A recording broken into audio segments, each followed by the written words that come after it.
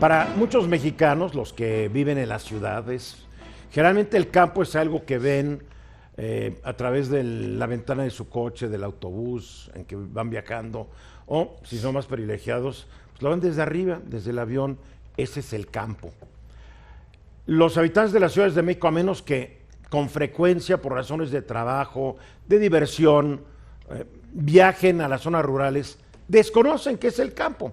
Hoy vamos a hablar de algunos datos que muestran la terrible situación en que se encuentran y por qué, a juicio de varios gobernadores, hay un nuevo programa que puede empezar a representar un cambio.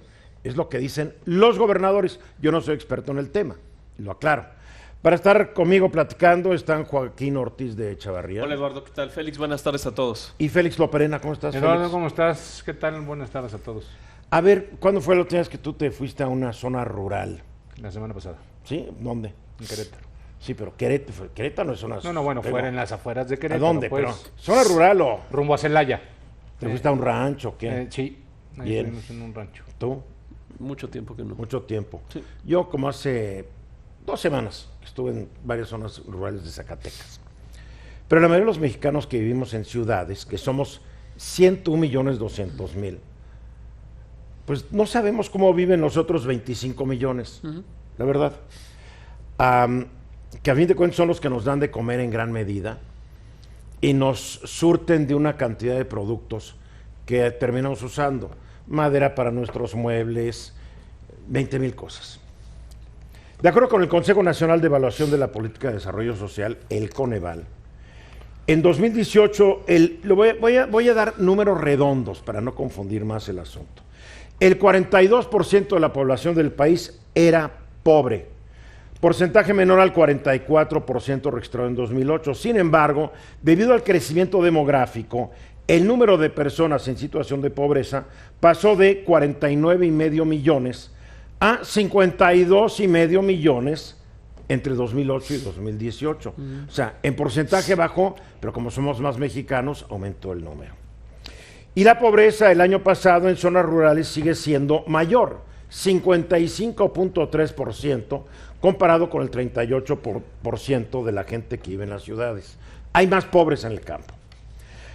No es casualidad que la pobreza sea mayor en casi todos aquellos estados en donde hay una mayor proporción de población rural o semirural. No sé si fuiste a una zona rural o semirural.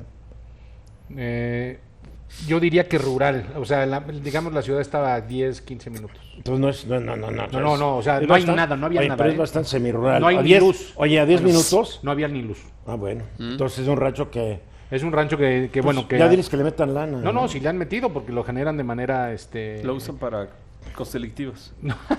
No. Tal vez, ¿no? Armas. A ver, secuestros. más del 50% de la población es pobre en Oaxaca, 76%, Hidalgo, 69%, Chiapas, 68%, o sea, más del 50% en Oaxaca, Hidalgo, Chiapas, Tabasco, Tlaxcala, Zacatecas, Guerrero, Veracruz, Nayarit, Michoacán, Puebla y San Luis Potosí. Y en 2018, otra vez de acuerdo con el Coneval, los estados con mayor porcentaje de población en situación de pobreza, pues ¿cuáles eran? Arriba del 41,9%, que es el nacional, Chiapas con el 76% de gente pobre. Wow. Guerrero, 67%, Oaxaca, 66%, Veracruz, 62%. Quiero aclarar que en los últimos 10 años, Veracruz se empobreció casi en un 10 puntos porcentuales. Hay que echar. 62%, Puebla 59%, Tabasco 54%, Morelos 51% y así por el estilo. También están con mayor de 41,9% de pobres Tlaxcala, Zacatecas, Campeche, Michoacán, Hidalgo, San Luis Potosí, Guanajuato y el Estado de México. Porque ¿qué pasa? Pues cuando tú te vas a Puebla, pues llegas a Puebla y ves qué bonito, y se te olvida que Puebla tiene unas situaciones de pobreza impresionantes, ¿no? Cuando te vas a Morelos, la gente va a Cuernavaca, va a Cocoyoc, va a su casa de campo y se le olvida que la que en el pobreza... caso de bueno, y Puebla- además con un gobernador que no rebuzna porque no da el tono, Y ¿no? en el caso de Puebla, en la Sierra Norte de Puebla, Hombre, se da un fenómeno muy curioso de minerales preciosos, oro, plata, cobre y comunidades indígenas enfrentadas con grupos religiosos. no, Muy hay- interesante. son broncas del diablo. A ver, el gobierno de la 4T ha diseñado un programa que tal vez funcione, esto según los gobernadores con quienes yo he hablado. Porque ni la 1T, ni la 2T, ni la 3T sirvieron de mucho para sacar de la pobreza a la Pues más gente bien nos del llevaron campo. a esto, ¿no? Así es. Pues mira, yo creo que la miseria en el campo ya es ancestral. A ver, este programa, de acuerdo a los gobernadores de Campeche, Chiapas, Durango, Puebla, Quintana Roo, Tabasco, Veracruz y Yucatán, con quienes yo he hablado, con casi todos ellos, me dicen, este programa es buenísimo y puede generar una disminución de la pobreza en las zonas donde se aplica. Y es este programa que se llama Sembrando Vida, que busca reforestar al país y mejorar las condiciones de vida de miles de campesinos. Se calcula que entre este año y el año entrante 1 millón de hectáreas van a ser reforestadas, pero van a ser reforestadas pero también con un propósito de producción. Van a poner árboles maderables que se pueden explotar en 15, 20, 25, pero también se van a poner otros árboles que se pueden explotar en 3 y se van a poner árboles frutales. Y se van a sembrar cacao, vainilla y todas estas cosas que son muy de México para poder explotar más rápidamente.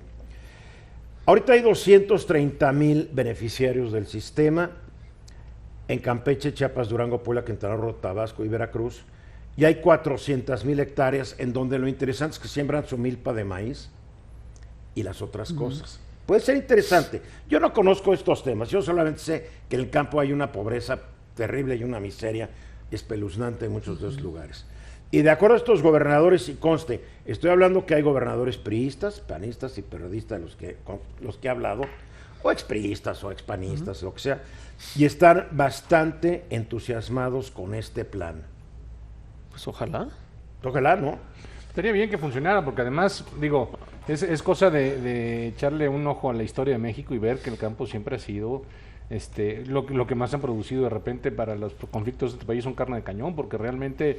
La pobreza es carne de cañón, ¿no? Entonces... Estás hablando de un programa que debe ser de largo plazo, que debe Sí. tener supervisión, que debe tener seguimiento, que debe tener orden, y que si en el planteamiento es muy bueno, pues lo que sigue en los próximos años tendría que demostrar que efectivamente va a funcionar. ¿Y sabes qué? Y eso es algo muy complicado. Hacer uso de la gente que desarrolla cosas en México. Te voy a explicar por qué. Yo conocí el caso de un señor que tenía unas piedras, parecía arena para gato, pero lo que pasa es que las mineralizaba. Y entonces un roble que tarda no sé cuántos años, se tardaba menos de la mitad del tiempo en crecer. Pero siempre encontró trabas, nunca lo apoyaron, ¿sabes? Y de esas historias hay... Porque los gobiernos se enfocaron a la industria. Y no solamente a la industria de exportación. Sí. Está demostrado, el último estudio del Foro Económico Mundial que ayer comentamos, dijo que para un empresario mexicano, la competir en su propio país es del diablo. Trabas, burocracia, favoritismos para las transnacionales. Sí. Entonces, vivimos muchos años, décadas, donde todo era la industria de exportación. Y el campo estaba bien para expropiar unas tierras y si eres expresidente y exsecretario de Hacienda, construir un gran campo de golf en Ixtapa de la Sal, ¿no? Donde Por juegan ejemplo, los ¿no? políticos. Donde juegan Los políticos. pues donde jugaban Peña Nieto y Juegan. Videgaray y Emilio Gamboa, ¿no? Digo, ese fue el campo. Y además hay otro tema muy interesante, el cambio climático. El cambio climático está modificando los ciclos agrícolas, está modificando las cosechas, está modificando el cómo se cosechaba en los últimos 100 años. Y eso requiere de apoyo, por ejemplo, tecnológico. Claro. Por ejemplo, satelital. México está entrando en los próximos 2-3 años a finalmente explotar sus órbitas satelitales con lo que se llama satélites de gama baja. Y una de las aplicaciones que tienen estos satélites es justamente el conocer cómo se van modificando los microclimas, cómo cambian los ciclos que antes eran muy... se conocían los ciclos agrícolas, pero hoy no. Está cambiando. Simplemente si el mar sube o los ríos suben 30 centímetros, 20 centímetros, ya cambió el ciclo. Pues ojalá todos Entonces, use. ojalá eso esté contemplado en este programa. Mira, el presidente el otro día, no me acuerdo qué día, porque yo veo todas las mañaneras, digo, pues Sí, es parte de la hay que chamba, verla. ¿no? Es la parte de la chamba. Y los que están en contra de él deberían estar todavía más metidos en las mañaneras, porque hay un viejo dicho, a tu enemigo conócelo. Pues las mañaneras, ¿no? Bueno, el presidente diría adversario. Bueno. Él no tiene Pero el enemigos. presidente dijo algo interesante, a ver, ¿por qué estamos produciendo cervezas en zonas del norte que no hay agua? Y no en las zonas del sur, donde está el 70% de Cerveza riqueza artesanal, hidráulica. ¿no? Sí. ¿Por qué dijo, por qué están produciendo leche donde no hay leche y no en el sur del país. O sea, hay una lógica. Yo tengo una respuesta, porque los gobiernos emanados de la revolución apestaron al sur-sureste de este país porque el presidente que ellos derrocaron, que era Porfirio Díaz, venía de Oaxaca, y decidieron los norteños de Sonora y todos estos olvidarse de esa parte del país. Solo así te explicas que en Chiapas el 76% de la gente sea pobre. Digo, cuando es uno de los estados más ricos en recursos naturales del planeta Tierra. Eso es algo que nunca he podido entender. Y hay una lógica de distribución también, se ¿no? se llama discriminación. Porque también hay un alto porcentaje de población indígena y los mestizos y blancos del resto del país también los mandaron al diablo.